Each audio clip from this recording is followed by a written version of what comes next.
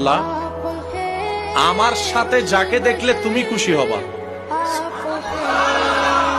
আমার সাথে যাকে দেখলে তুমি রব হিসেবে খুশি হবা, আল্লাহ তুমি আমাকে তাকে দান করো।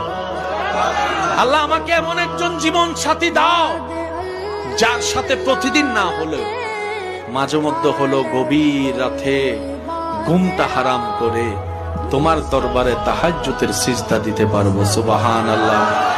আল্লাহ আমার জীবনে এমন একজন নিয়ামত দাও যে ব্যক্তিটা আমার জীবনে আসলে আমার ভাঙ্গা ঘরটাও শান্তিতে রূপান্তর হয়ে যাবে।